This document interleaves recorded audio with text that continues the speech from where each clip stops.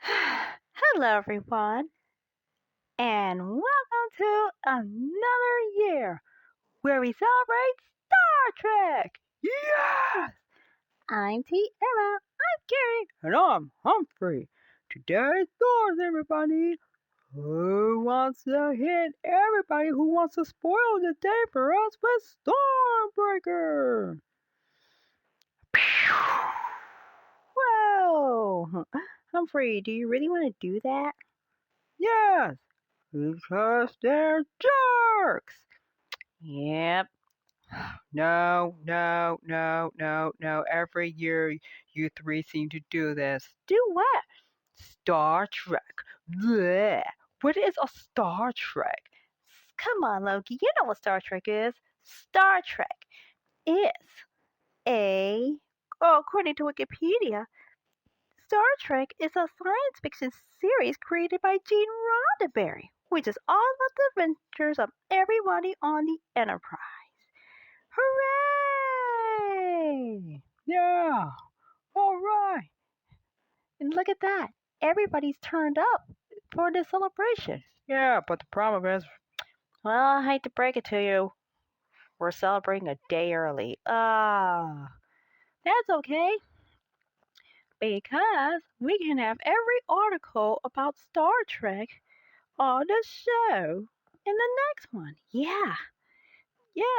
Oh, yeah. And don't forget, we're supposed to sing a song with you guys. Ugh, where's that snarky cat? She's off doing the show. Oh, she's missing the fun. Katie, really? You and Toys are going to do another song? No. No. There are no Star Treks, please. No Shang-Chis, no Katies, no singing, no karaoke. Blech. It's all about me, Loki. Loki. It's not about you. Oh, what do you know, Sylvie? Ugh. Come on now, Loki. It's not about you. Yeah, we're just here to have some fun, right? Ha. No, Starchild. Why are you here? Because it is a time of celebration. The day of the first episode of Star Trek.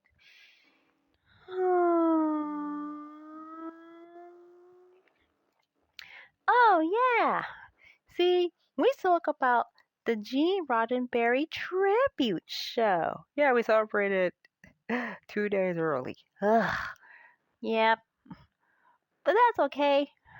Because let us say these now famous words.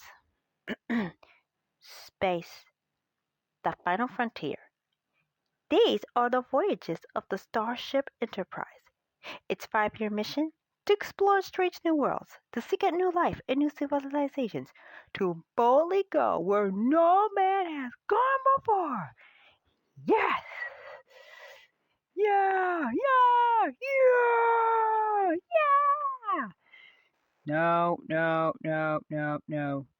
I do not want to be on the Star Trek Enterprise. Yep, that's right. 1, 2, 3. This whole place is now being decked out for as a scene on the Enterprise. Hooray! No, and everybody's dressed up as Star Trek characters.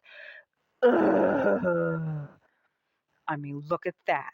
There's a John Walker right there being fake Captain America. Hey, that's not very nice. And then there's Carly Morgenthau making the drinks. Hey, come on, Loki, be nice. Good Thanos is standing by the door. Yep, I'm here to make sure that nobody bad comes in like you, Kingpin. I'm a Star Wars fan. Kingpin.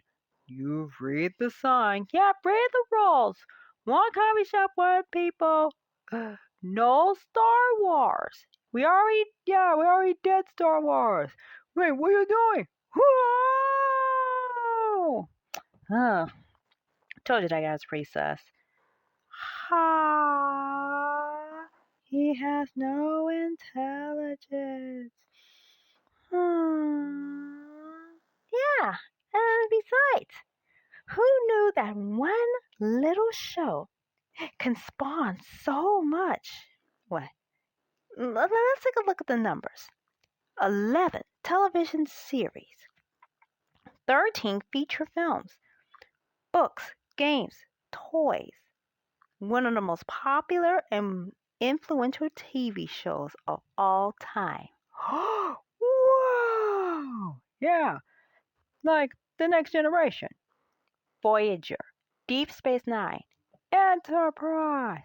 and then there's also, right now we have Discovery, Picard, Star Trek Prodigy, The animated series, 9, Strange New Worlds, and then we got 10, 11, which are some of the fan-made films.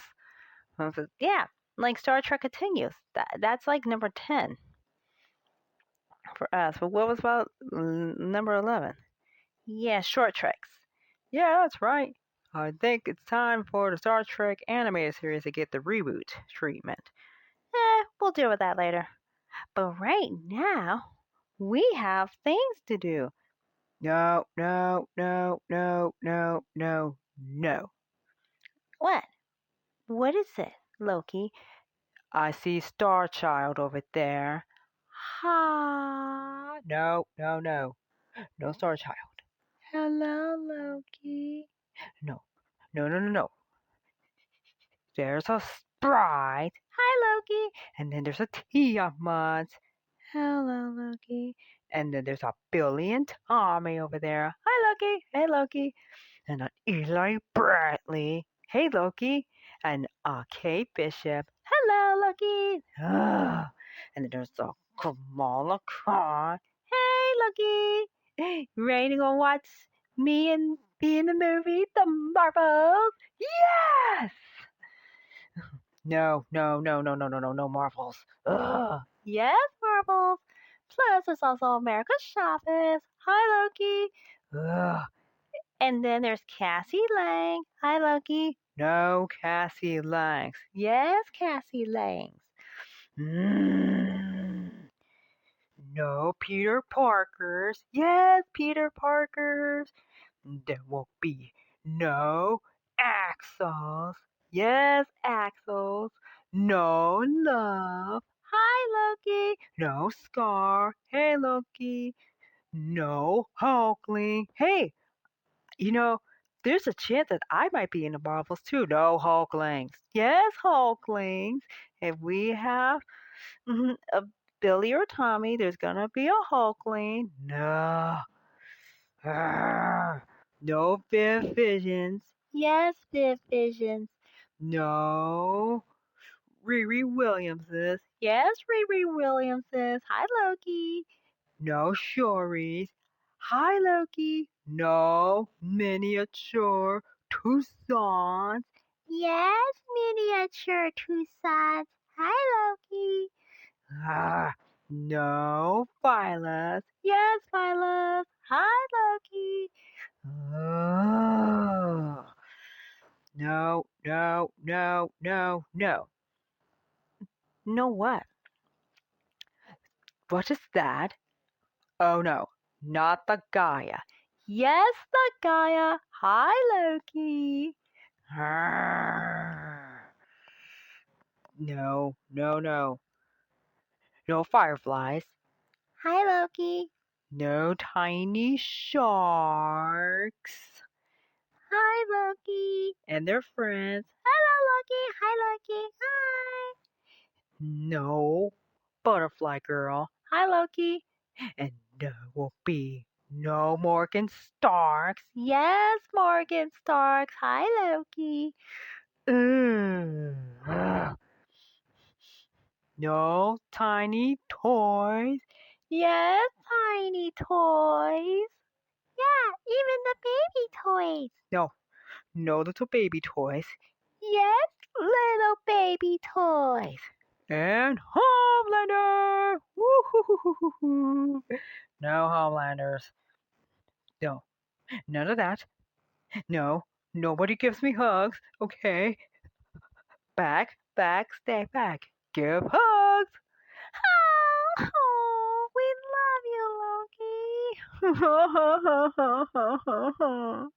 Why would you do that? Because you're sad, Loki. Yeah. Can I give you a hug too? Go away, you stupid fish. I don't want hugs from you. Okay, everybody. Now that we have to go through that. Okay, everybody, line up. We're gonna serve some Star Trek style food. Yes! Help me! Help me! Help! Get back here, you hawk! We need to talk! She can't be doing this again. Well, what's wrong? No. It's too early in the show for this. What? The Hawkeye is afraid of the Yelena. Uh-oh. What did you say to her? Did you say Star Wars is better than Star Trek? Because if you do, you're going to find yourself getting the Vulcan neck pinch, Spock style. Worse. Loki. Loki, do not protect him. Bring him out here so we can talk. Oh, why? Ugh. Great. Looks like the summer of Barbieheimer is finally winding down. That way we can now focus on the next thing of the double feature that we will inevitably end up seeing. It's Saw Patrol! Yeah. Like, imagine if every characters from Paw Patrol played Saw. Oh, don't worry. They beat the game. How? Yeah, I haven't gotten there yet, but they do beat the game. Phew! Yeah, just as long as they don't go to Freddy Fazbear's Pizza Parlor to celebrate. Yeah, nobody wants to go there. No, we don't want to go there. But we do want to go to where? Wikipedia. And ChatGPT have we gotten a whole bunch of essays ready to read about the exciting world of Star Trek. Yay! Boo! Nobody likes Star Trek. Star Wars is better.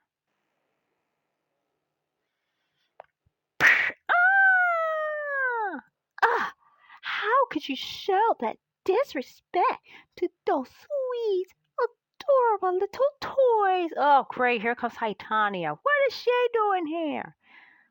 I can't stand to watch that fish continue to make fun of you guys. Ugh, what fish? Okay. Namor the Submariner, who's a hothead and an idiot, and his last name is Mackenzie. Oh, come on, Carly. Don't be like that. Really? His last name is Mackenzie? Gosh, what is up with that? We don't know. Okay, guys. I think it's time for us to start the show. Guys, it's going to be a celebration to remember. Yes! Okay, everyone. I went to ChatGPT and asked it politely to write some essays about Star Trek. Really? And how long is it going to take to read them? A while. Whoa, a lot. Yep. We have a Voyage into the Final Frontier. There's also, we have its Enduring Legacy. Oh, the legacy? Yep. I know we're going to jump in and try to interrupt and give our definitive opinions, but I think this time we're just going to let the essay speak for itself. Yeah. Yeah, so we got the legacy. And then we even talk about all the iconic characters. So iconic. Yeah, and then we go into detail about who these 7 iconic characters are. Yep, but only 3 of those actors are still alive. Yeah, and I'm just terrified of what's going to happen to Walter Koenig. I'm just afraid that he's going to be the next one to go. You mean the next one to be beamed up? Yep. Well, I had to do a little persuasion for ChatGPT to talk about everyone. Oh, so you had Kirk, Spock, and Bones, and then we continue with the rest, who are just as important as the main three. Come on now, we got a lot of Kirk, Spock, and Bones, but Uhura, Scotty, Sulu, and Chekov aren't forgotten about, and neither are the others. Yeah, and of course, they do mention that infamous kiss between Uhura and Kirk, when it was supposed to be between Uhura and Spock. Yep. Well, of course, though. Shatner just wanted it because he's William Shatner, and yeah. And not only that, we also had Scotty. Yeah, and he even throw out some famous lines, like when Spock does his "Live long and prosper." Oh yeah, and he was like the logical one. Yeah, look, Star Trek is also known for its diversity and representation. I mean, the way Gene Roddenberry had it set up was, look, he had it all set up in a way that we don't question it. We don't question it. We don't think about it. It's just there. And look, and it works too. And not only that, we got the Spock and Bones back and forth.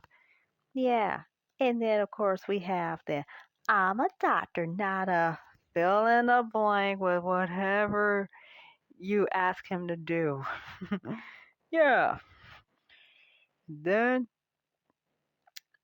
we talk about, okay, then we have Uhura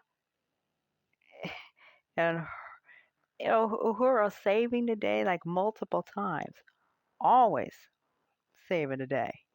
And inspiring so many people to want to get into science.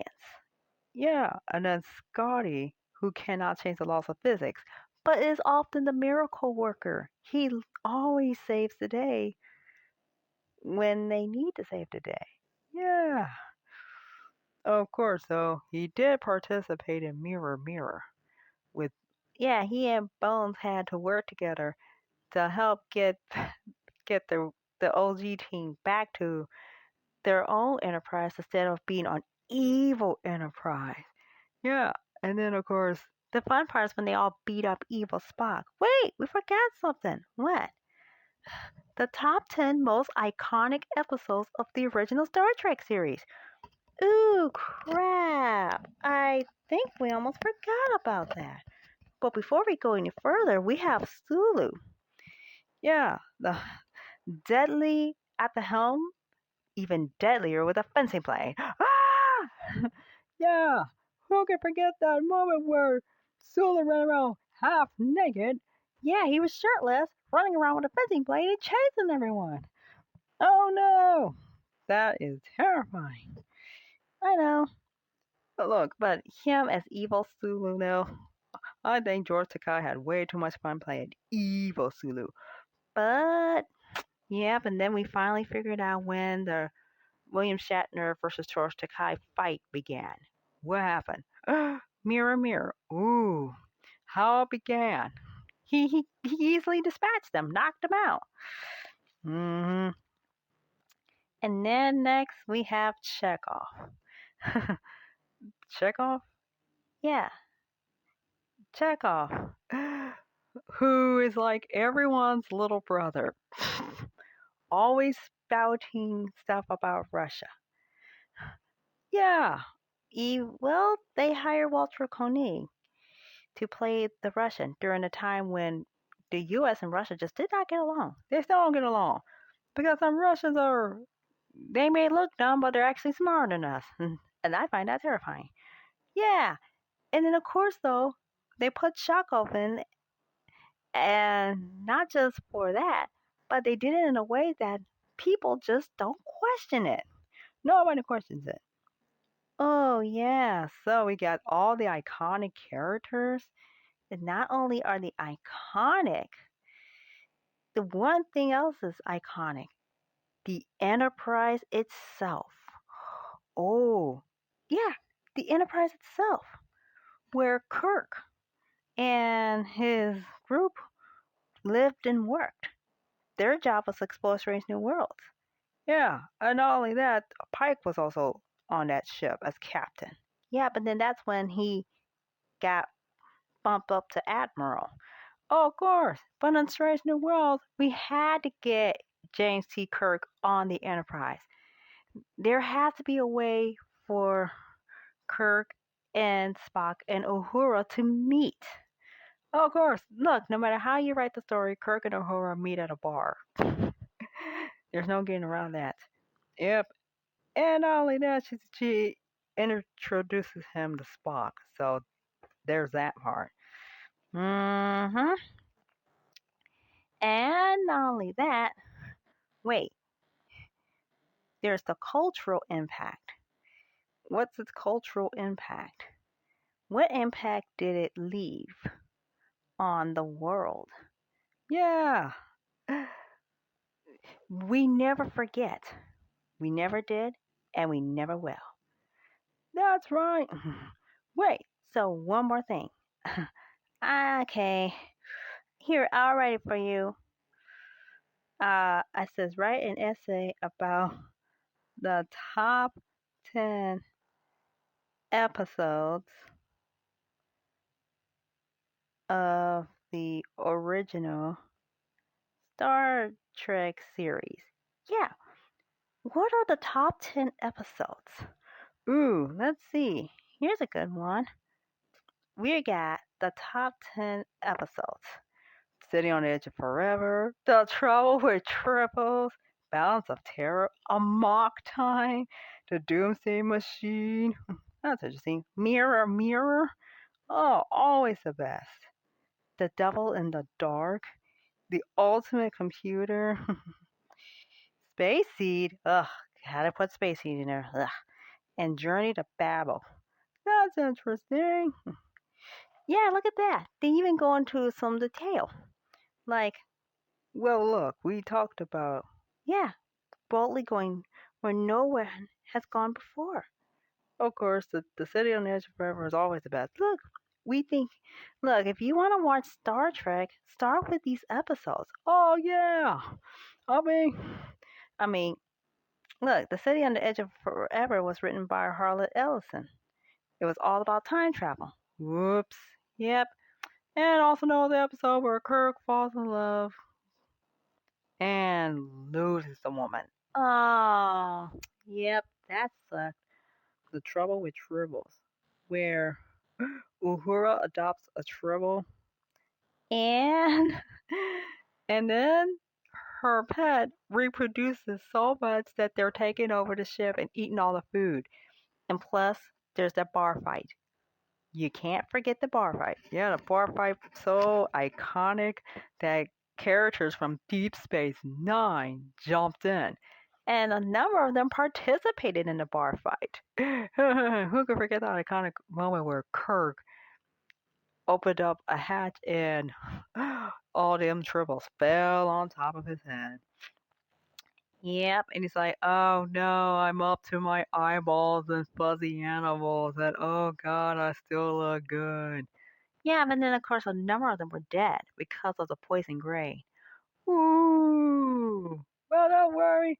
In the episode Trials and Tribulations, Cisco and Dax literally saved Captain Kirk from certain death. Yep. And then we have Balance of Terror. Oh yeah, where we got the Romulans. Yep, the Romulans. And it look, Star Trek was also meant as an allegory of our world, the world we lived in. Oh yeah. Of course, look, they gave us Equality and Mercy at the end of the first season of Strange New Worlds. Like if Pike, not Kirk, was captain of the Enterprise when they bumped into Romulans. Yep, it would not have been good for anyone. Especially poor Spock. Oh. And then we had a Mog Tie. do do do do do do do do do do do do. Oh, okay. And then we have Yeah, that's when they had Kirk and Spock get into that man fight. uh-huh. It was all T'Pring's fault. Lasted to praying. Ugh, T'Pring. Bleh. Oh yeah, we have the Doomsday Machine. Oh, it's like mm, Moby Dick. Oh, by Herman Melville. Ooh, yeah, it's like that story. It's a weapon, killing, going around blowing up planets. Yeah. And then we have Mirror Mirror. Yeah, where where Kirk, Scotty, Bones, and Uhura get stuck in a bad version of the Enterprise where everyone is evil. Oh no, Spock has a beard. Hey! Kirk is barely even dressed. I mean, Uhura's more dressed up than he was. And they even show a woman's navel on screen. yeah, I mean, look, they did say that Star Trek was kind of racy. Yeah, pretty racy. And now I understand what they're talking about. The devil in the dark. They meet the Horda, Uh, and then and then and they think that not everything is a threat.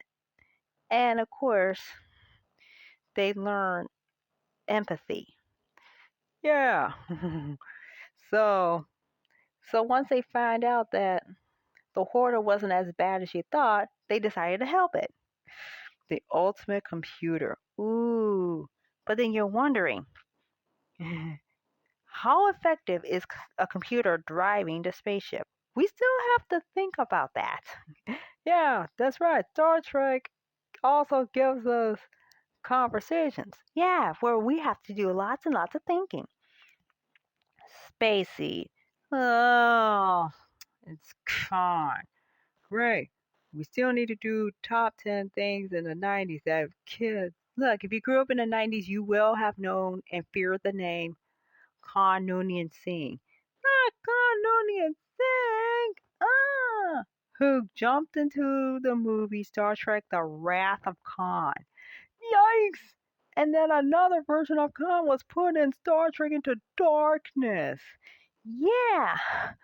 Like, look, we have Star Trek Into Darkness. That's scary. And last but not least, Journal into Babel, where Spock meets his family, and there is like this huge conference. Everybody is meeting. so that's like diplomacy. Oh. so what are you going to And then, about okay, I want to do another okay, I want one essay about another pop about 10 I'm like I want to essay about 10 more popular episodes of Star Trek other than the ones listed above. ooh, so that's it. 20 out of 79. Oh yeah. We get a taste of Armageddon, the Galileo 7. Yeah, well, that was some of the best. There's also the Menagerie, the Immunity Syndrome, Metamorphosis, the Enterprise Incident. Ooh, isn't that when Spock seduces Romulan Commander? Yep, played by the late Joan Glenville. What? Tholian Web. Yep, and that's when everybody thinks Kirk is dead while they're on a mission, they were trapped in bad air. Uh-oh. And now they're all wondering, what's going to happen to us if Kirk is dead? Is Spock going to take up leadership? Or do they go out there and rescue Kirk? They choose to save Kirk. All our yesterdays. That's when Spock gets a cave wife. and is stuck with bones in a cave. And then now we ask ourselves, Yeah, poor Spock started to downgrade. yeah, he started to downgrade into savagery. The trouble with Edward. That was a short trick. Whoops! Yep, trebles. And last but not least, the Corbinite maneuver, starring Ron Howard's little brother, Clint. Huh. Yeah, Ron Howard may be popular, but Clint Howard played an iconic role. Yeah, look at this. Well, we have to ask ourselves, what was up with Troubles? We don't know. Okay, now I feel like everything's completed. So everybody, sit back, relax, enjoy like almost an hour of us trying to set this thing on up. Yep, this is gonna take a long time. Okay, ready, guys? Ready? All right, let's get started. When Gene Roddenberry first conceived Star Trek in the mid-1960s, he could hardly have imagined the enduring legacy it would create. The original Star Trek series, which aired from 1966 to 1969, introduced audiences to a diverse crew aboard the starship USS Enterprise as they explored the galaxy. The show's enduring popularity owes much to its memorable and iconic characters, each contributing to the series' lasting impact on popular culture. Captain James T. Kirk, portrayed by William Shatner, stands at the forefront of these iconic characters. As the confident and charismatic leader of the Enterprise, Kirk symbolized the values of the United Federation of Planets, diplomacy, exploration, and the pursuit of knowledge. His legendary catchphrase, "To boldly go where no one has gone before," embodies the essence of Star Trek itself. Kirk's complex character, balancing duty, compassion, and his occasionally reckless nature, made him relatable to audiences and set the standard for future Starfleet captains. Mr. Spock, played by Leonard Nimoy, is perhaps the most iconic character in the Star Trek universe. A half-human, half-Vulcan science officer, Spock exemplified the struggle between logic and emotion. His iconic Vulcan salute and the phrase "live long and prosper" have become cultural touchstones. Spock's internal conflict, his pursuit of pure logic, and his deep friendship with Captain Kirk made him a fan favorite and a symbol of the franchise's enduring exploration of the human condition. Dr. Leonard "Bones" McCoy, portrayed by DeForest Kelley, represented the heart and soul of the Enterprise crew. As the ship's chief medical officer, McCoy was known for his compassionate and often cantankerous demeanor. His frequent disagreements with Spock, based on their differing worldviews, provided a rich source of character-driven drama. McCoy's memorable lines, such as "I'm a doctor, not a fill-in-the-blank," have become legendary in their own right. Uhura, played by Nichelle Nichols, broke significant ground as one of the first African-American women in a non-stereotypical role on American television. As the communications officer, she showcased intelligence, grace, and professionalism, serving as an inspiration to countless viewers. Hikaru Sulu, portrayed by George Takei, was the ship's helmsman and later, the captain of his own starship. Sulu's calm and composed demeanor under pressure made him a valued member of the crew. His prominence as an Asian character in a leadership role was groundbreaking at the time. Pavel Chekov, played by Walter Koenig, joined the crew in the show's second season and added a youthful energy and enthusiasm to the ensemble. His Russian heritage was a nod to the era's geopolitical tensions, and his character highlighted the show's message of unity and cooperation among different cultures. Montgomery Scotty Scott, portrayed by James Doohan, was the ship's chief engineer. His character, with his thick Scottish accent, became known for his technical prowess and unwavering dedication to the ship's well-being. Scotty's famous line, "I can't change the laws of physics," became a fan favorite. The ensemble cast of the original Star Trek series, including these iconic characters, fostered a sense of unity and diversity that transcended the boundaries of their fictional universe. Their unique personalities, conflicts, and camaraderie contributed to the show's success and its ability to tackle complex social and ethical issues of the time. In conclusion, the original Star Trek series remains a cultural phenomenon, largely due to its unforgettable characters. Captain Kirk, Spock, McCoy, Uhura, Sulu, Chekov, and Scotty represent a diverse range of personalities and backgrounds that exemplify the core ideals of exploration, cooperation, and the betterment of humanity. Their enduring legacy continues to inspire generations of fans and serves as a testament to the power of storytelling and the enduring appeal of the final frontier. Captain James T. Kirk, portrayed by the incomparable William Shatner, is one of the most iconic and beloved characters in the realm of science fiction. As the charismatic leader of the starship USS Enterprise in the original Star Trek series, Kirk personified the values, ideals, and complexities that have made Star Trek an enduring cultural phenomenon. This essay explores the multifaceted character of Captain Kirk, shedding light on his enduring appeal and the impact he has had on popular culture. At the heart of Captain Kirk's character is his unwavering commitment to the United Federation of Planets' principles of diplomacy, exploration, and the quest for knowledge. His iconic mission statement, "To boldly go where no one has gone before," encapsulates the essence of Star Trek itself.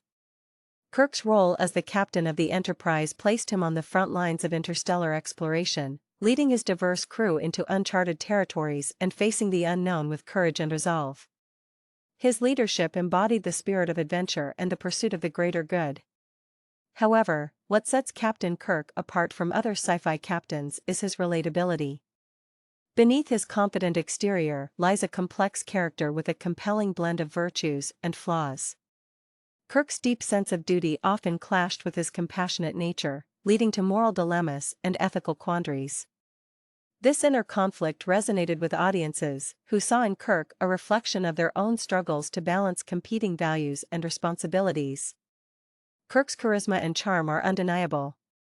He possessed a magnetic personality that drew people to him, whether it was his loyal crew members or various love interests encountered throughout the series.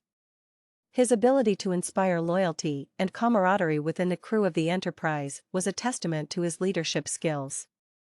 His relationships with Spock and McCoy, in particular, showcased the enduring theme of friendship and unity that runs through the Star Trek franchise. In addition to his leadership qualities, Captain Kirk was known for his willingness to take risks. He often embodied the cowboy diplomacy approach, making daring decisions that sometimes defied Starfleet protocol but ultimately yielded success. Kirk's readiness to challenge the status quo and his belief in the power of individual action made him an emblematic figure of the 1960s, a decade marked by societal upheaval and a yearning for change. Kirk's character also touched on important social and ethical issues of the time.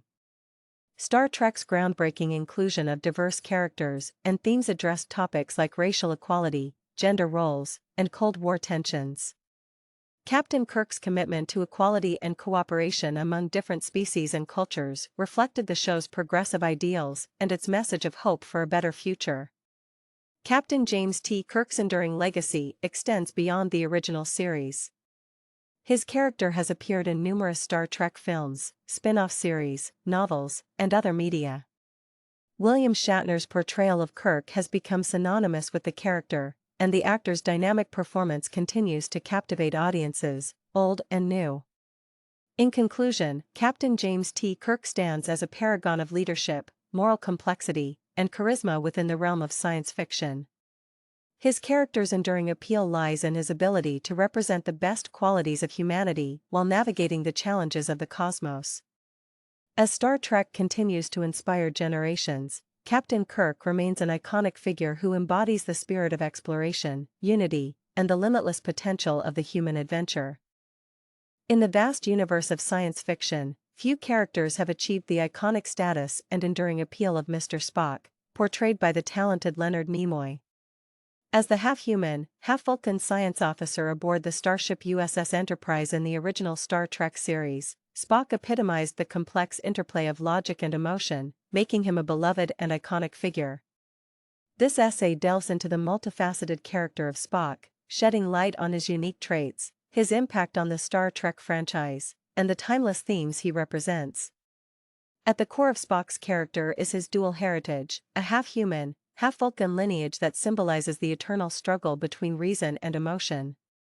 Raised on Vulcan, he was taught to suppress his human emotional side in favor of Vulcan logic and control.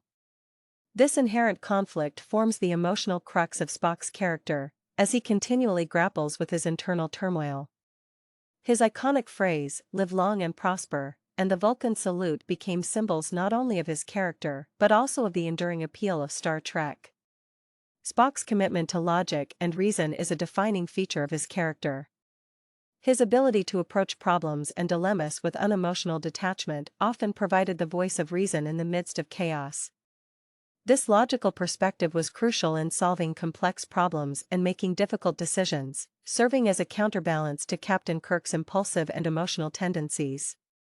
Spock's contributions to the crew's missions and his steadfastness under pressure made him an invaluable asset to the Enterprise. However, what makes Spock truly captivating is the constant tension between his logical Vulcan persona and his underlying human emotions. While he outwardly projected a stoic and rational facade, his human side occasionally surfaced, revealing moments of vulnerability and struggle. This inner conflict resonated deeply with audiences, who could relate to the eternal battle between reason and emotion in their own lives. Spock's character encouraged viewers to explore their own inner complexities and the struggle to find balance. Spock's unique position as a half-Vulcan, half-human character allowed Star Trek to explore themes of identity, acceptance, and diversity. His experiences as an outsider in both Vulcan and human cultures mirrored the struggles of marginalized groups, making him a symbol of inclusivity and understanding. His friendships with Captain Kirk and Dr. McCoy, despite their starkly different worldviews, exemplified the show's central message of unity and cooperation. Beyond his character's emotional depth, Spock's intellect and expertise in science and technology contributed significantly to the show's storytelling. His role as the ship's science officer emphasized the importance of knowledge and exploration, aligning perfectly with Star Trek's core values of seeking out new life and civilizations. Spock's character also transcended the original series, making appearances in numerous Star Trek films, spin-off series, and other media. Leonard Nimoy's iconic portrayal ensured that Spock's legacy would continue to resonate with fans for generations. In conclusion, Mr. Spock stands as a paragon of intellect, logic, and the struggle to reconcile one's internal conflicts. His character's enduring appeal lies in his ability to navigate the complex terrain of emotions and reason, making him a relatable and beloved figure in the realm of science fiction. As Star Trek continues to inspire viewers with its message of exploration, unity, and the celebration of diversity, Spock remains an iconic symbol of the timeless human journey to understand and embrace our own complexities. In the vast universe of science fiction, few characters are as memorable and endearing as Dr. Leonard "Bones" McCoy, portrayed by the talented DeForest Kelley. As the chief medical officer aboard the starship USS Enterprise in the original Star Trek series, Bones was not only a skilled physician but also a character whose unwavering compassion, wit, and irascible charm left an indelible mark on the franchise. This essay delves into the multifaceted character of Bones, shedding light on his unique traits, his role in the Star Trek universe, and the timeless themes he embodies. At the heart of Dr. McCoy's character is his role as the ship's chief medical officer. His dedication to preserving life and the well-being of the Enterprise's crew made him an invaluable member of the team. Bones' expertise extended beyond the realm of medicine, as he often served as a voice of reason and moral guidance, challenging Captain Kirk and Mr. Spock with his ethical perspective. His commitment to the Hippocratic Oath, to do no harm, was a constant reminder of the values of compassion and empathy. Bones was known for his often cantankerous and irritable demeanor, which contrasted sharply with Spock's logic and Kirk's charisma. However, beneath this gruff exterior was a character defined by his unwavering loyalty and deep friendship with his fellow officers. His banter and affectionate arguments with Spock, particularly his catchphrase "I'm a doctor, not a fill in the blank," became iconic moments that endeared him to fans and added a touch of humor to the series. What set Dr. McCoy apart was his ability to connect with the human condition on a profound level. While Spock represented the struggle between logic and emotion, Bones was the embodiment of human emotion and empathy. His character often served as a moral compass, challenging the crew to make ethical decisions in the face of challenging dilemmas. His deeply compassionate nature made him relatable to viewers, who could see in him a reflection of their own desire for kindness and understanding in a complex world. Bones' character also played a crucial role in addressing important social and ethical issues within the context of Star Trek. The show's inclusion of diverse characters and themes allowed it to tackle topics like racial equality, gender roles, and Cold War tensions. Dr. McCoy's unwavering commitment to treating all life forms with dignity and respect served as a reminder of the show's progressive ideals and its message of hope for a better future. Beyond his role as a healer and moral compass, Dr. McCoy's character also provided moments of vulnerability and humanity. His fear of space travel and distrust of technology added depth to his character, showcasing the very human aspects of doubt and anxiety that can exist alongside courage and compassion. DeForest Kelley's portrayal of Dr. McCoy ensured that the character's legacy would endure long after the original series ended. Bones appeared in numerous Star Trek films and spin-off series, continuing to charm audiences with his wit and wisdom. In conclusion, Dr. Leonard Bones McCoy stands as a testament to the power of compassion, empathy, and the human spirit. His character's enduring appeal lies in his ability to bridge the gap between science fiction and the timeless themes of morality and the value of human connection. As Star Trek continues to inspire generations with its message of exploration, unity, and the celebration of diversity, Bones remains an iconic symbol of the enduring importance of compassion in an ever-evolving universe. In the vast and diverse universe of Star Trek, few characters have had as profound an impact on both the franchise and the broader cultural landscape as Lieutenant Uhura, portrayed by the trailblazing Nichelle Nichols. As the communications officer aboard the starship USS Enterprise in the original Star Trek series, Uhura shattered racial and gender barriers, becoming an iconic symbol of diversity, representation, and unity. This essay delves into the remarkable character of Uhura, exploring her unique traits, her role in the Star Trek universe, and her enduring legacy. At the heart of Uhura's character is her groundbreaking role as a woman of color in a prominent position on a 1960s television show. Nichelle Nichols' portrayal of Uhura marked a pivotal moment in the history of television, as she became one of the first African American women to play a non-stereotypical role on American TV. Her presence on the bridge of the Enterprise sent a powerful message of inclusion and representation at a time when diversity in media was sorely lacking. Uhura's role as the communications officer was more than just symbolic, it was integral to the success of the Enterprise's missions. Her linguistic skills, proficiency in translating alien languages, and ability to maintain clear communication with other species made her an invaluable asset to the crew. Her character emphasized the importance of effective communication, cooperation, and diplomacy in a universe teeming with diverse cultures and languages. What set Uhura apart, however, was her grace, intelligence, and professionalism. She was portrayed as a capable and confident officer, a role model who defied stereotypes and inspired generations of viewers. Uhura's presence challenged prevailing notions about women's roles in science fiction and society, proving that women could excel in positions of authority and expertise. One of the most significant moments in Star Trek history occurred in the episode Plato's Stepchildren when Uhura shared a historic kiss with Captain Kirk. This interracial kiss, while controversial at the time, became a landmark moment in television history, further emphasizing Star Trek's commitment to challenging societal norms and advocating for equality. Beyond her duties on the bridge, Uhura's character served as a symbol of unity and cooperation. Her interactions with her fellow crew members, including Spock and Scotty, showcased the show's central message of embracing diversity and working together for the common good. She represented the show's progressive ideals and its message of hope for a better future where different cultures and species could coexist harmoniously. Nichelle Nichols' portrayal of Uhura was not only groundbreaking but also enduring. Her character appeared in multiple Star Trek films, spin-off series, and other media, solidifying Uhura's legacy as a cultural icon. Nichelle Nichols herself became an inspiration to countless individuals, including civil rights activists and future astronauts like Mae Jemison, who cited Nichols as a significant influence. In conclusion, Lieutenant Uhura stands as a symbol of strength, diversity, and progress in the Star Trek universe and beyond. Her character's enduring appeal lies in her pioneering role as a woman of color in a position of authority and expertise.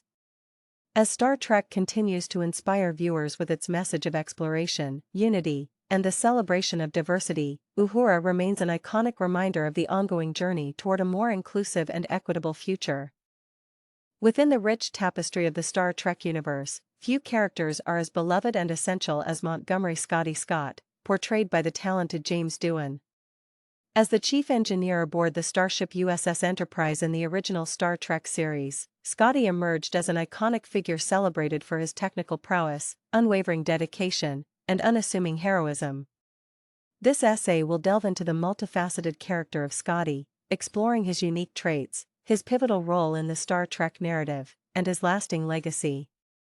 At the core of Scotty's character is his role as the ship's chief engineer, responsible for maintaining the warp engines and other critical systems that kept the Enterprise exploring the cosmos. His technical expertise was unparalleled, and he often faced seemingly insurmountable challenges with determination and resourcefulness. Scotty's ability to work miracles in repairing the ship became legendary, earning him the enduring nickname Scotty. What set Scotty apart was his unwavering dedication to the ship and its crew. He often worked tirelessly to ensure the ship's functionality, often under immense pressure and tight deadlines. His famous line, "I can't change the laws of physics," humorously conveyed the limits of his abilities while underscoring his commitment to overcoming obstacles. Scotty embodied the importance of teamwork and the idea that a skilled engineer could be the difference between life and death in the depths of space. Scotty's character also showcased the importance of ingenuity and problem-solving in the world of Star Trek. He frequently found creative solutions to complex technical problems, emphasizing the show's emphasis on human innovation and adaptability. Scotty's ability to MacGyver his way out of crises became a defining trait, and his resourcefulness continues to inspire fans and engineers alike. Beyond his technical prowess, Scotty's character contributed to the show's themes of unity and cooperation.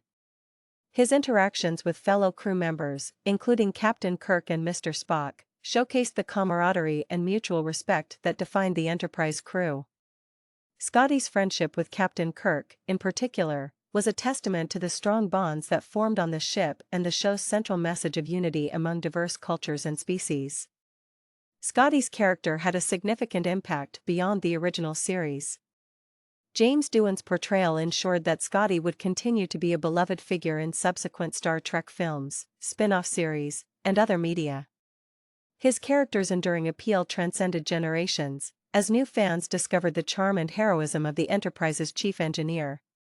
In conclusion, Montgomery Scotty Scott stands as a symbol of technical excellence, dedication, and the indomitable human spirit in the Star Trek universe. His character's enduring appeal lies in his ability to keep the ship together both literally and figuratively, reminding us of the importance of teamwork and innovation in the face of adversity. As Star Trek continues to inspire viewers with its message of exploration, unity, and the celebration of human potential, Scotty remains an iconic figure who exemplifies the timeless values of resourcefulness and dedication in the pursuit of a brighter future. In the vast expanse of the Star Trek universe, few characters have left as enduring an impression as Hikaru Sulu, portrayed by the talented George Takei. As the helmsman of the starship USS Enterprise in the original Star Trek series, Sulu stood out as an iconic figure celebrated for his unwavering professionalism, calm demeanor, and contributions to the crew's missions. This essay will delve into the multifaceted character of Sulu, exploring his unique traits, his pivotal role in the Star Trek narrative, and his lasting legacy. At the core of Sulu's character is his role as the Enterprise's helmsman, responsible for piloting the starship through the cosmos.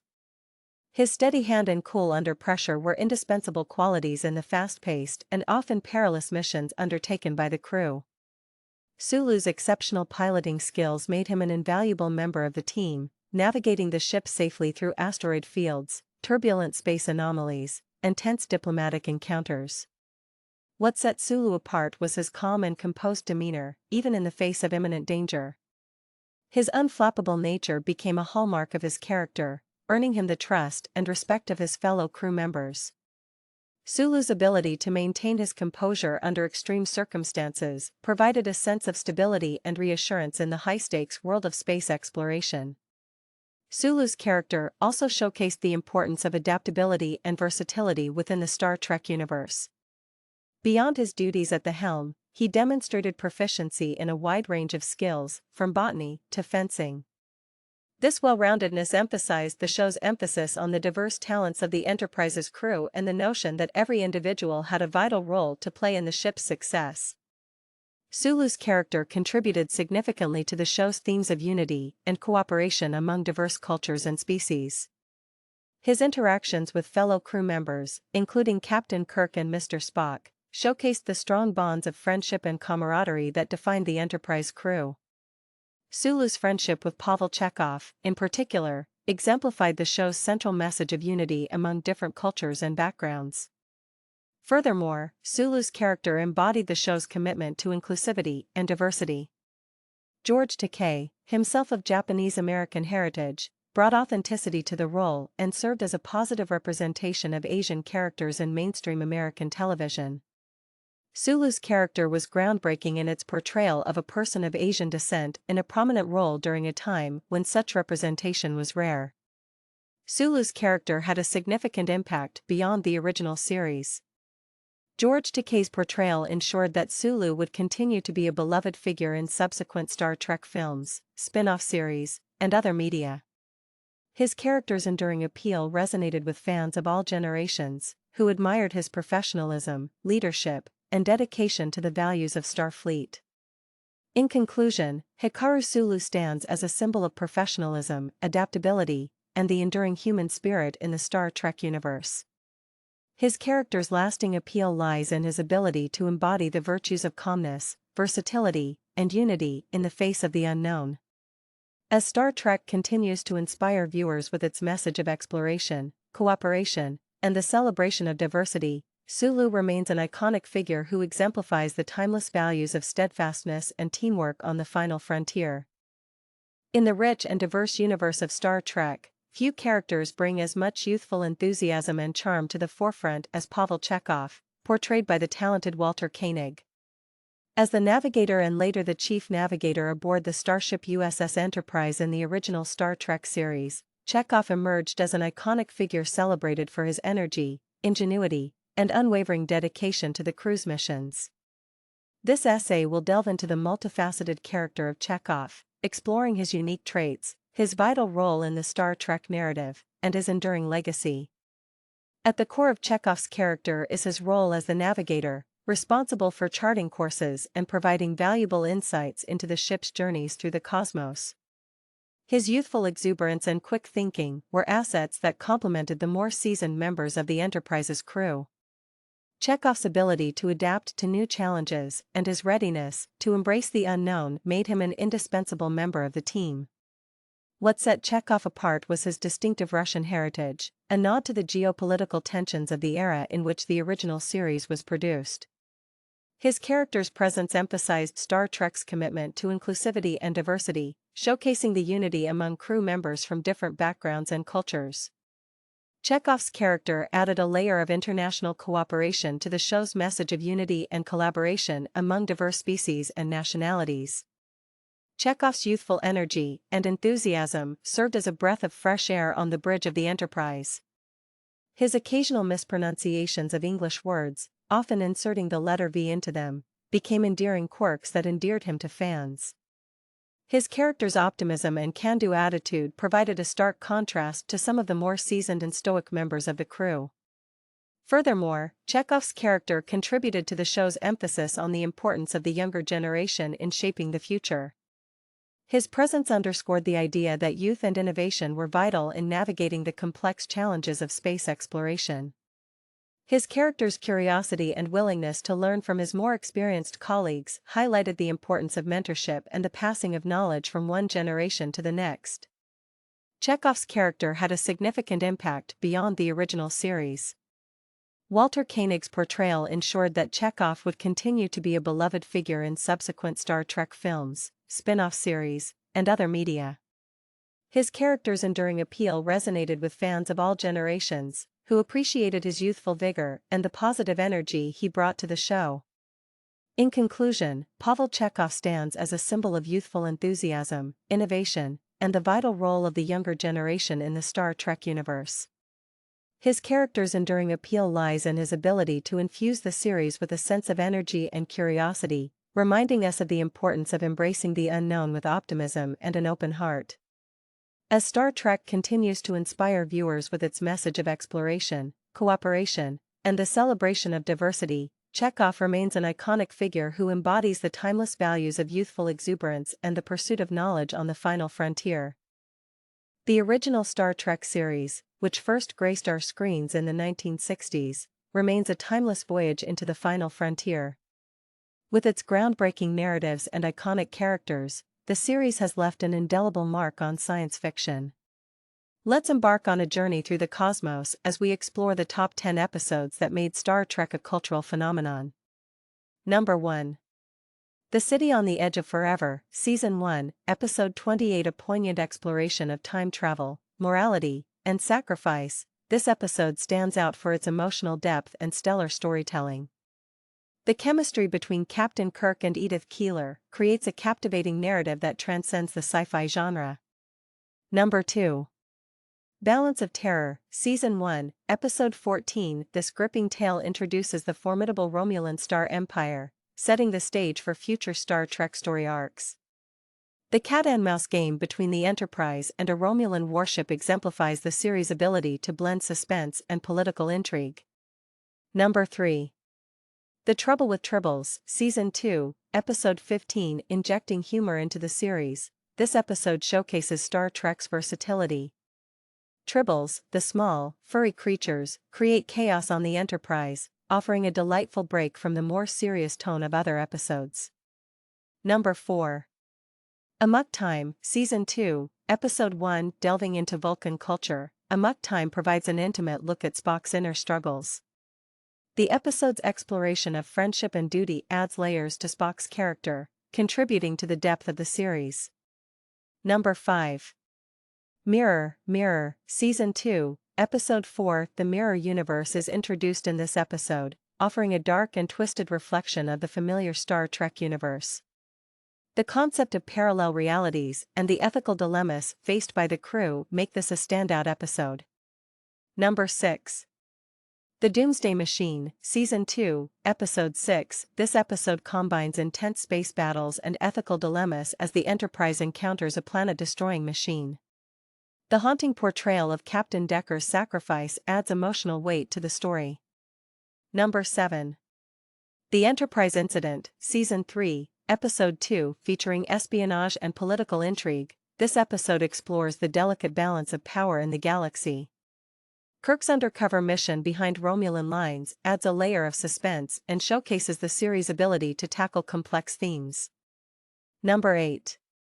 Journey to Babel, Season 2, Episode 10. Journey to Babel delves into Spock's family dynamics and provides a glimpse into the diverse cultures that make up the United Federation of Planets. The episode's exploration of diplomacy and sacrifice enhances the Star Trek universe. Number 9. Space Seed, Season 1, Episode 22. This episode introduces the infamous Khan Noonien Singh, setting the stage for the film Star Trek II, The Wrath of Khan. The themes of power, ambition, and the consequences of playing with genetic engineering make it a standout installment. Number 10. Devil in the Dark, Season 1, Episode 25. In this episode, the Enterprise crew encounters a misunderstood silicon-based life form. Devil in the Dark challenges preconceptions about alien life and emphasizes the importance of understanding and coexistence.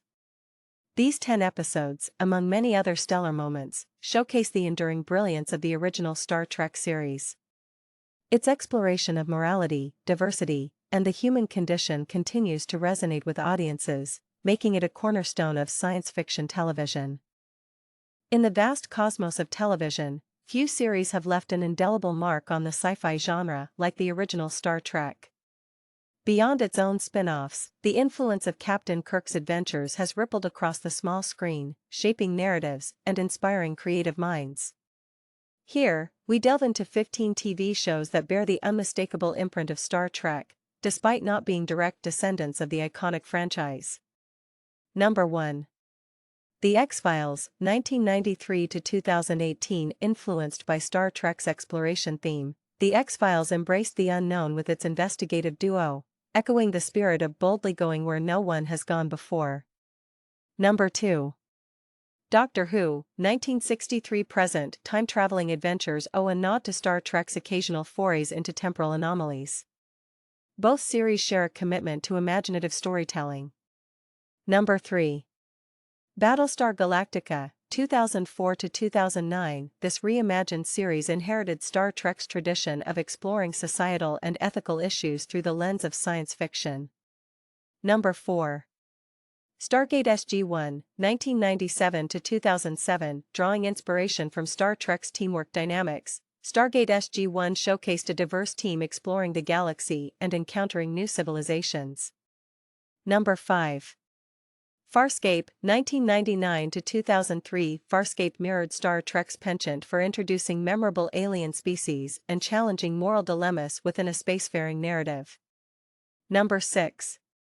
Firefly, 2002 to 2003. While Firefly had a brief run, its blend of Western and space opera reflected the diversity of storytelling styles present in Star Trek. Number 7. The Twilight Zone, 1959 to 1964, 1985 to 1989. Rod Serling's masterpiece shared Star Trek's commitment to using speculative fiction to comment on contemporary social issues. Number 8. The Outer Limits, 1963 to 1965, 1995 to 2002. Like Star Trek, The Outer Limits pushed boundaries, exploring the consequences of unchecked scientific advancements and the human condition. Number 9. Black Mirror, 2011-present. Anthological. Like Star Trek, Black Mirror crafts cautionary tales about the dark side of technological progress, echoing the moral undertones of Trek episodes. Number 10. Lost in Space, 2018-present. This reimagining captures the essence of Star Trek's familial and exploratory themes while navigating the challenges of space colonization. Number 11. Andromeda, 2000 to 2005. Gene Roddenberry's influence extended beyond Star Trek with Andromeda, a series that delved into political intrigue and the struggle for order in a chaotic galaxy. Number 12. Quantum Leap, 1989 to 1993. Quantum Leap's concept of leaping into different lives for a greater purpose resonates with Star Trek's focus on individuals contributing to the collective good. Number 13. Dark Matter, 2015 to 2017. This series, like Star Trek, explored the complexities of morality and identity against a backdrop of interstellar travel. Number 14. The Orville, 2017-present. A love letter to Star Trek, The Orville pays homage to its predecessor while injecting humor into the familiar tropes of space exploration. Number 15. Westworld, 2016-present. Taking a cue from Star Trek's holodeck adventures, Westworld dives into the ethical implications of artificial intelligence and immersive simulations. As we traverse the television landscape, it becomes evident that Star Trek's legacy extends far beyond its own stellar voyages. These 15 shows, each in its own unique way, pay homage to the original series, embracing the spirit of exploration, ethical inquiry, and the boundless possibilities that lie in the uncharted realms of science fiction. In the ever-expanding universe of television, Star Trek's influence remains an enduring force, continuing to shape the narratives of the final frontier and beyond. Well, well, well. All of these essays about Star Trek. Ugh. They're starting to give me a headache. Oh, come on, Loki. Star Trek isn't that bad. Yeah, besides, you like Star Trek. Yeah, besides, Star Trek requires lots of thinking. Hey, Amy. Hey, guys. Isn't it great? We live in a world where we can talk about Star Trek all we want and no one gets mad at us. Oh, yeah. Wait, how did Star Trek come about? Ooh, it says here in 1964, Gene Roddenberry, who was into science fiction, wanted to make a show called Star Trek, which take their adventures take place on the SS Yorkton in the 23rd century. Yeah. And, well, where did he get the idea? Well, let's see. The Space Beagle by A.E. Van Vogt, and then Eric Frank Russell did Marathon, and the movie The Forbidden Planet. And then there was Rocky Jones, Space Ranger, and even C.S. Forrester, Horatio Hornblower. Oh, so I mean, he wrote about life in the Old West. Everybody was into cowboy movies. But, you know, cowboy movies may be great and all. Yeah, cowboy movies, soap operas, yes. But something that requires lots and lots of thinking? Yep.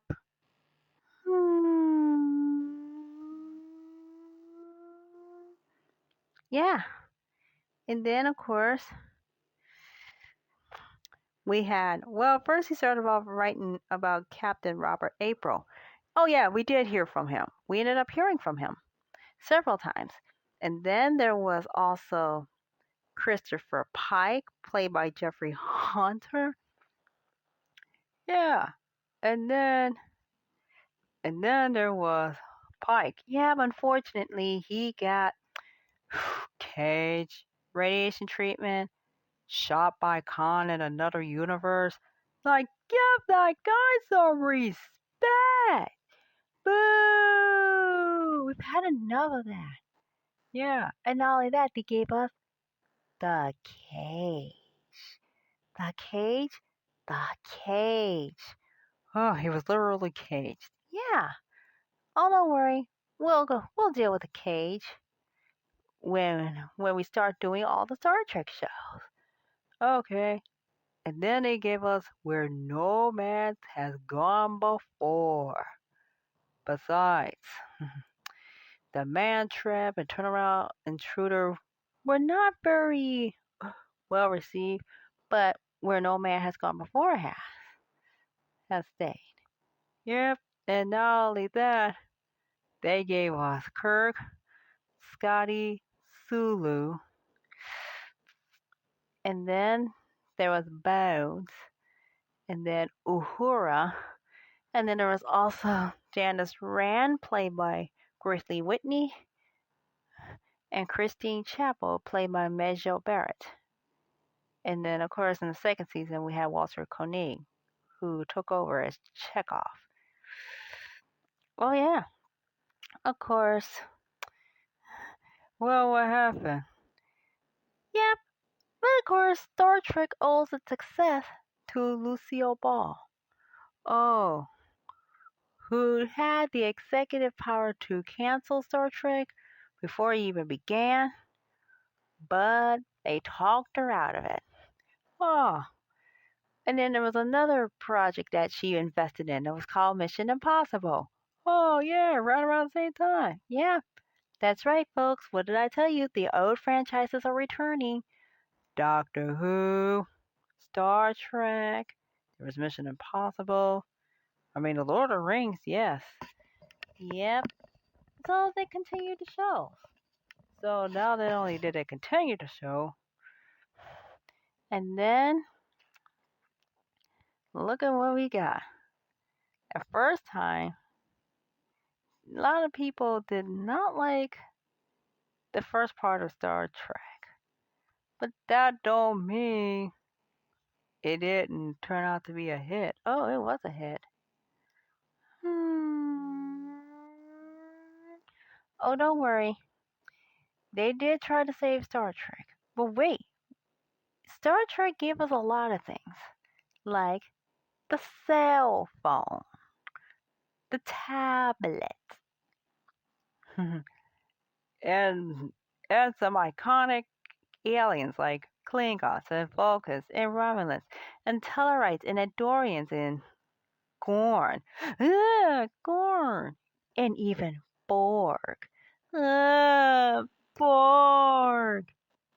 And if anybody mentions Q, I will be very angry because I am not a Q.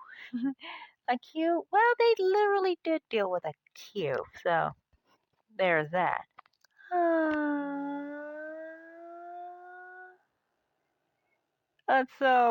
But season 1 was alright, but season 2 is when things really picked up. Yeah, things really started picking up. Well, what happened? What happened? Look at this. Lost in Space was all about the fun. But Star Trek, however, required lots and lots of thinking. Oh. Yeah, and not only that, Deeble did write letters to save NBC to save Star Trek. Yep. Which saved the series for a third one, where they got some of the not so fun ones. Oh no. Even worse. You heard of brain is brain? What is brain? It's something you think with! We need our brains to live! We wouldn't exist if we didn't have a brain. Jeez.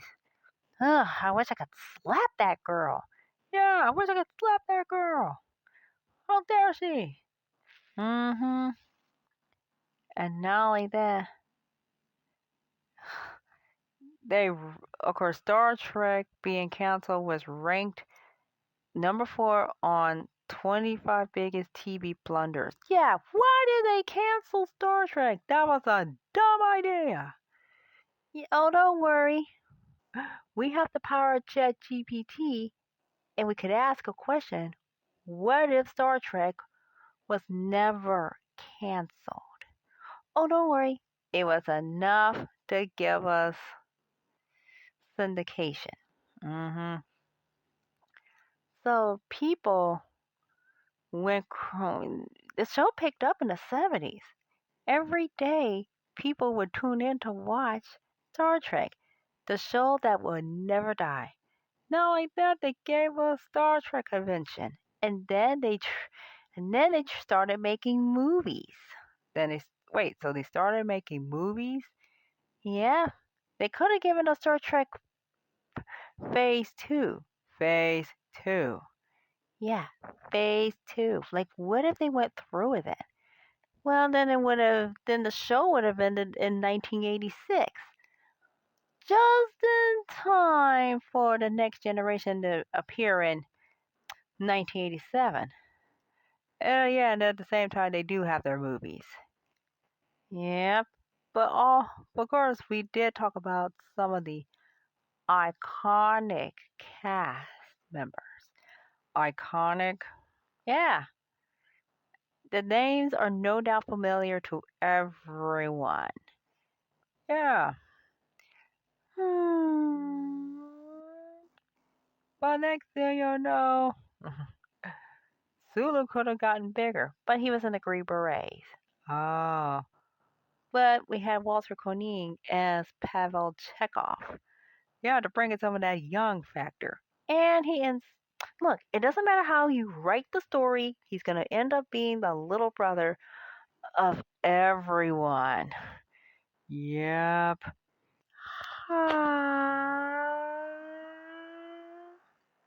Indeed.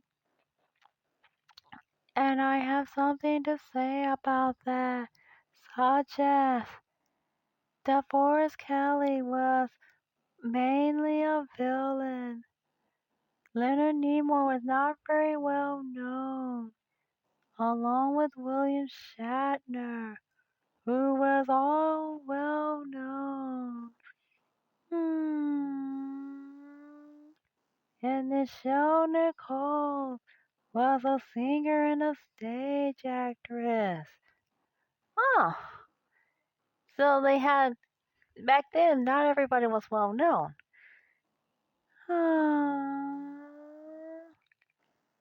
Okay. And then, of course, look, we got Kirk, Spock, and Bones.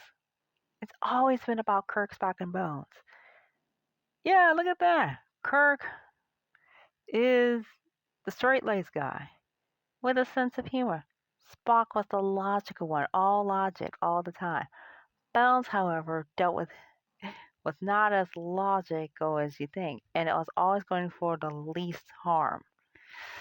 hmm Look at that. Their little back and forth became popular with viewers. Yep. And then, of course, Star Trek Beyond was so nice, they'll put it back where it belongs. Yeah.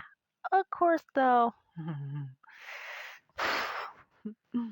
Look at this. Look, I mean, even in 2009 Star Trek, Bones says to Spock, "You out of your Vulcan mind?" Jeez. Ouch. He even makes when he yells at you, he throws your heritage into it. Oh yeah. Look at that.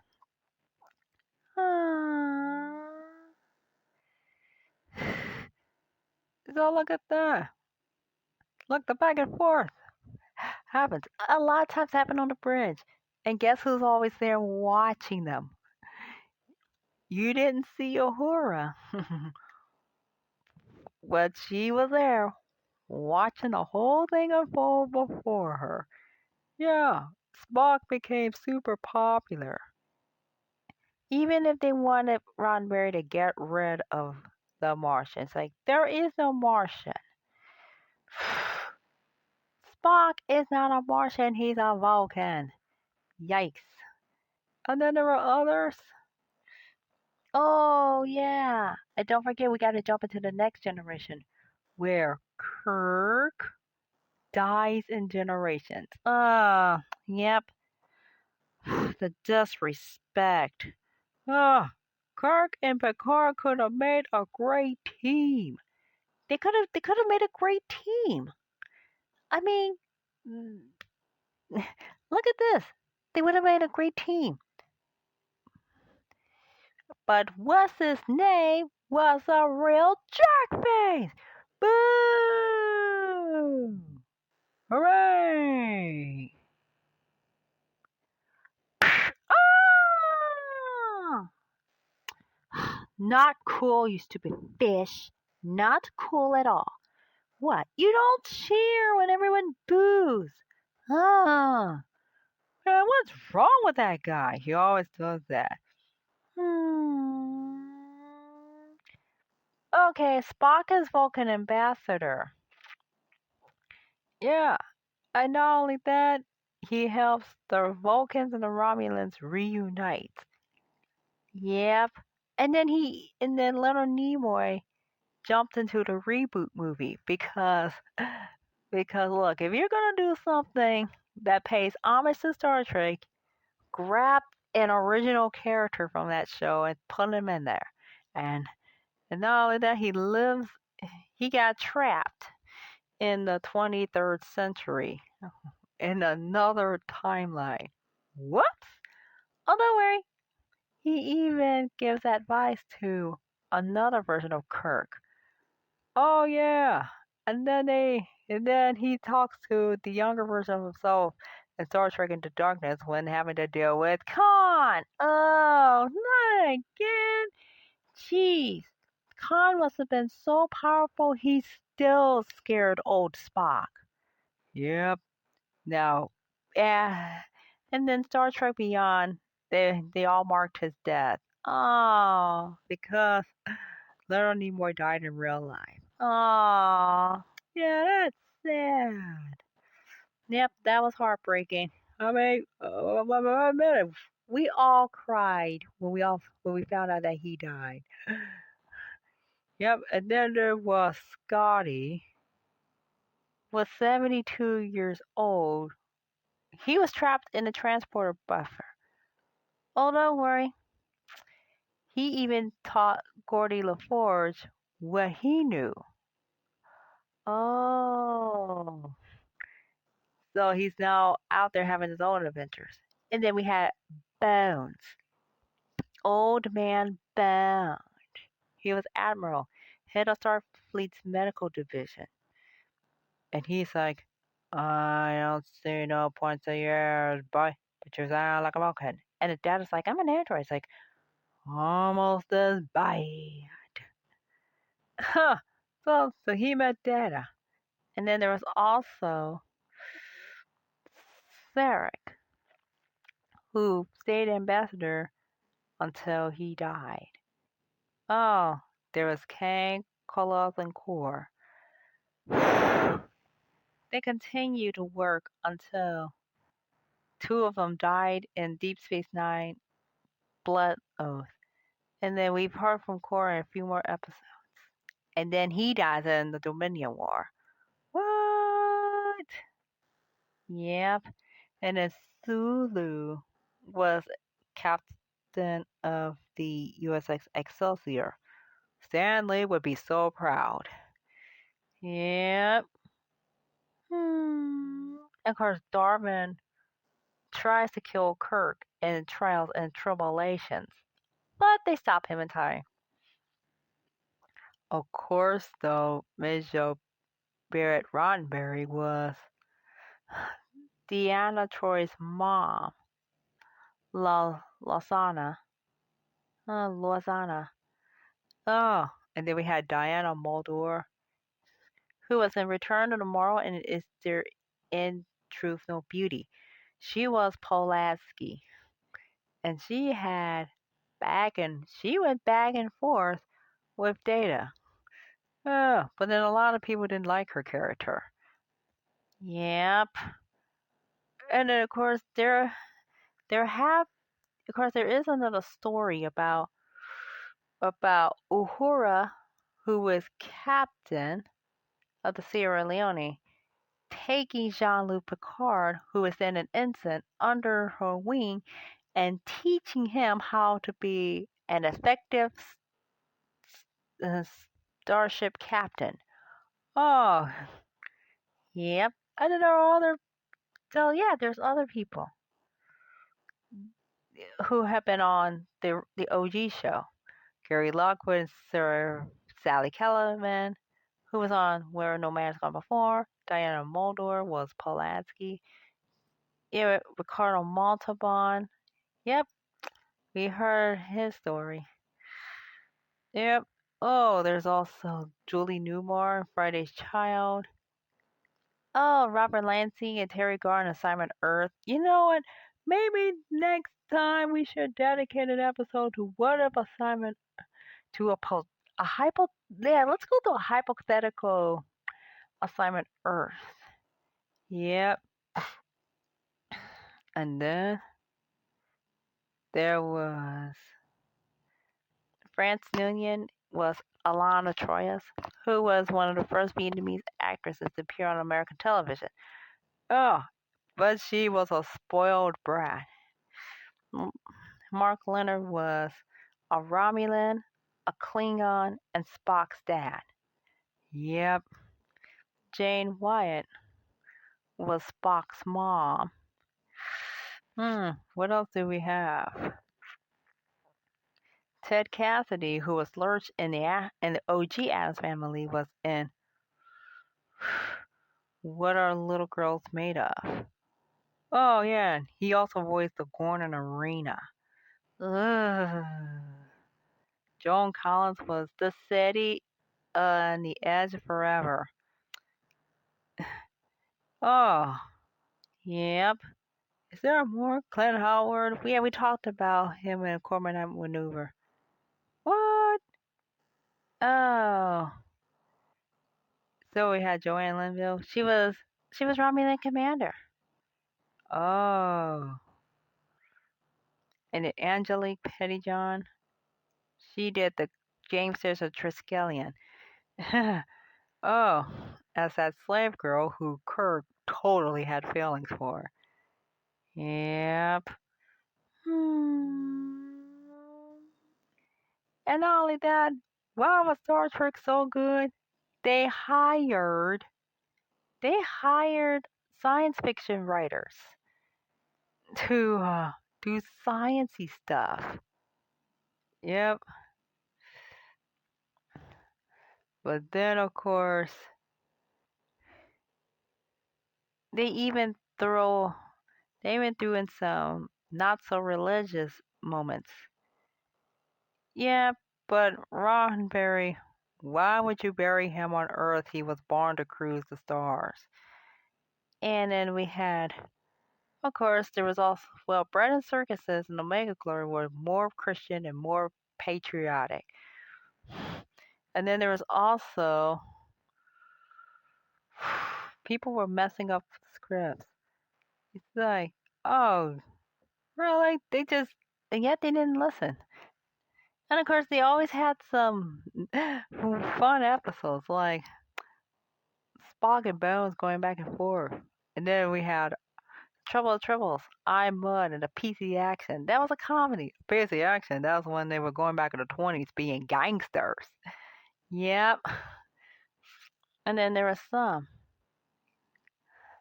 They even, look at this. They weren't afraid to push boundaries. Okay, look at this. Wow, look at that. Some of the stuff that's on our list ended up being the best episodes. Yeah, 21, 13 out of 21 came from the first. 6 of them came from, yeah, from season 2. But then the Enterprise incident and Let There Be Your Last Battlefield was from number 3. Oh, so, well, so all that Star Trek. That's right. Oh, wait, hold on.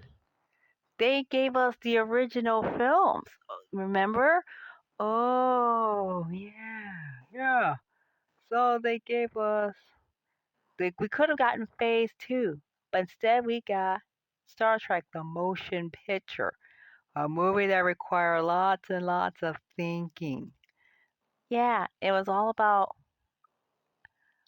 where did life truly begin?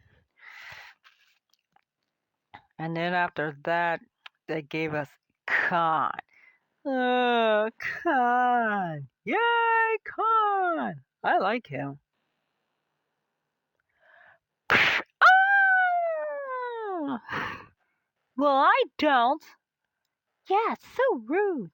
No, like that. They gave us the reboot movies. Yeah, they were trying to give Star Trek a good kick in the pants. 'Cause Star Trek Enterprise had a stupid ending. Yeah, the ending's so stupid we still ain't got over it. Yeah, Susie would be like, "Ooh, it's travesty! Boo! Boo!" And so, guess what? Wait, when we do the Kelvin timeline, look, it took place on the attack on the Kelvin. Oh, the attack on the Kelvin? Yeah, the USS Kelvin. That made that new reality. Yeah, fortunately, Chris Hemsworth died in that movie. Ah, no! Wait. He is reborn as Thor. Oh, he was Thor? And Huntsman and Kevin and that Lady Ghostbusters movie. Oh yeah, we almost forgot about that. And so 3 movies came from that. Star Trek, Star Trek to Darkness, and Star Trek Beyond, which was released on the 50th anniversary of Star Trek. Yep. Which, of course, the last one is dedicated to Leonard Nimoy and Anton Yelchin. Oh, who both died. I mean, yeah, Yelchin died in a car accident.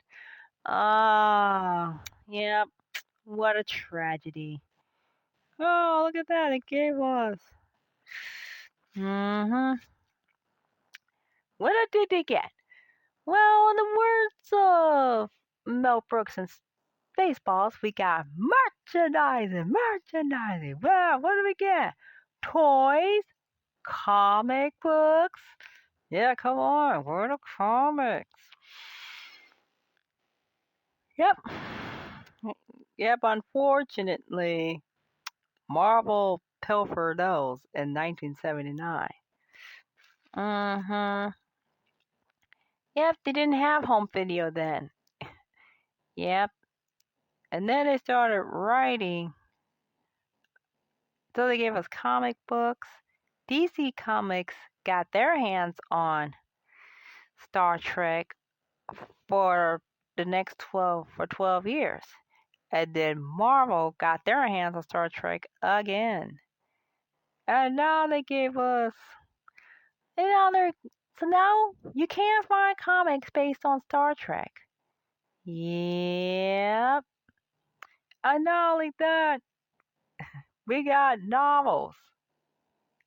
And even better, the parodies. Oh, Saturday Night Live did some. Yeah, even William Shatner did the Get a Life sketch. Oh, and then there was all they look at that. They even poked fun at it on The Simpsons, Family Guy, and Futurama's episode where no fan has gone before.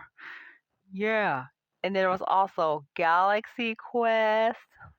Yeah, and where it was like Star Trek, and Tim Allen's character and his crew were kidnapped by aliens who thought that their little TV show was an actual, can I say it? Historical documents. Oh, so they poked fun at it. Yep, they even poked fun at Star Trek on Robot Chicken a number of times.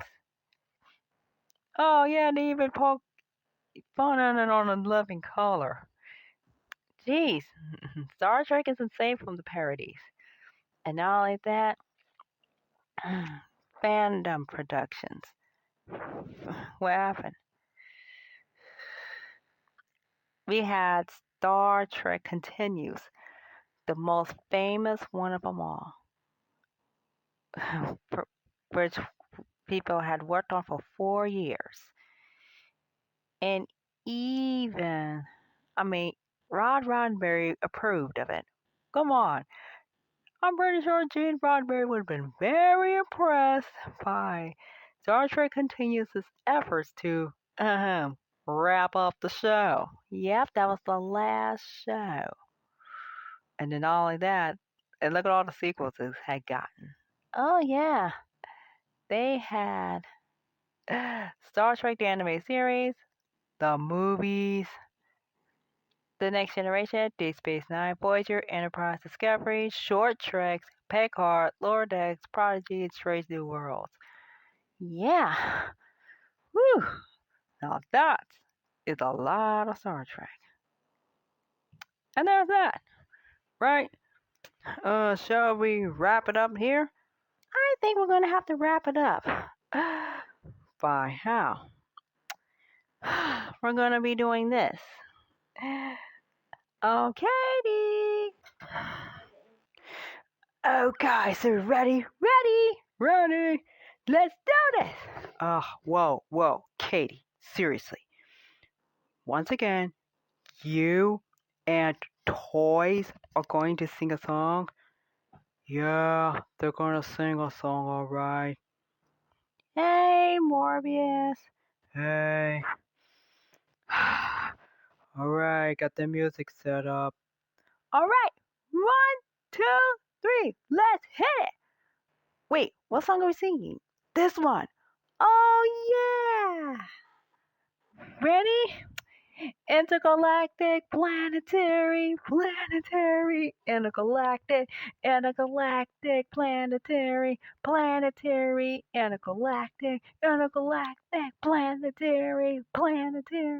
intergalactic. Whoa, wait. What's that about? It's a song performed by the Beastie Boys. The Beastie Boys? The Beastie Boys. Wait, the Beastie Boys? Yeah, come on. Intergalactic, planetary, intergalactic. Of course, it's intergalactic and planetary. That's right. Ha. All right, I guess we can safely call this day a success. Unfortunately, there is something I have to say. What is it now, Star Child? And that is this. If anybody chooses not to subscribe to the channel and leave a nice comment and like the video, They will no, you will not make them experience endless pain. Like, can't we be nice to them for once? ha. Yeah, besides, there's only one more thing we need to worry about. Woo-hoo-hoo-hoo-hoo-hoo. I know a universe where Star Trek was never the dominant one. It's something else was like, get out of here, King! Yes, out, King! Out, out, out, out, out! You don't even belong here. Yeah, besides, we've had enough of you walking around ruining things. Yep, that's right. Alright, so, okay, everybody, we're gonna get ready to party. Yep, that's right. It's Star Trek Day. Star Trek. Well, hopefully we'll get 3 glorious hours of everything Star Trek related on Paramount Plus. Yes! Okay, everybody, let's get this thing started. Okay, let's start singing. Wait, what were we singing again? This. Intergalactic, planetary, intergalactic, planetary, And what does that have to do with Star Trek? It's an intergalactic road trip. Yeah, road trip. Road trip. Yeah, we're going. Intergalactic, planetary, intergalactic, planetary, intergalactic. Yeah, there's one day, we will travel to the stars. And when we do, we'll know exactly what to do. Wait, hold on. We're like 40 years away from first contact. Uh-oh. Great.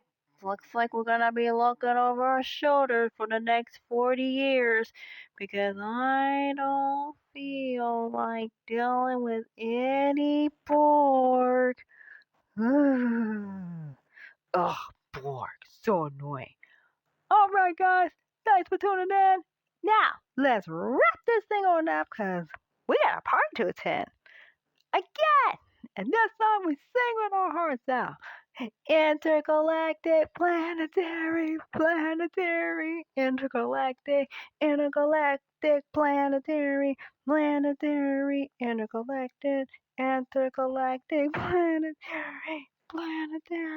intergalactic. Let's go! Yeah!